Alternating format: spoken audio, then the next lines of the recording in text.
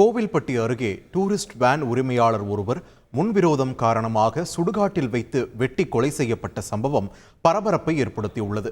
தூத்துக்குடி மாவட்டம் கோவில்பட்டி அருகே உள்ள மூப்பன்பட்டி கிராமத்தைச் சேர்ந்தவர் மாடசாமி. டூரிஸ்ட் வேன் உரிமையாளரான இவருக்கு திருமணமாகி 2 குழந்தைகள் உள்ளனர்.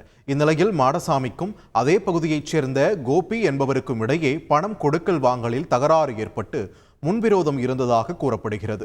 இதனால் சில நாட்களுக்கு முன் இருவருக்கும் இடையே தகராறு ஏற்பட்டதாகவும் இதில் கோபியை மாடசாமி தாக்கியதாகவும் சொல்லப்படுகிறது. இதனால் ஆத்திரத்தில் இருந்த கோபி சம்பவத்தன்று இரவு மூப்பன்பட்டி சுடுகாடு அருகே பைக்கில் வந்து கொண்டிருந்த மாடசாமியை வழிமறித்து அரிவாளால் வெட்டி கொன்ற சம்பவம் அதிர்ச்சியை ஏற்படுத்தியிருக்கிறது. இச்சம்பவம் குறித்து வழக்கு பதிவு செய்த போலீசார் தலைமறைவாக இருக்கும் கோபியை தனிப்படை அமைத்து தேடி வருகின்றனர். செய்திகளை உடனுக்குடன் தெரிந்து கொள்ள உடனே சப்ஸ்கிரைப் பண்ணுங்க.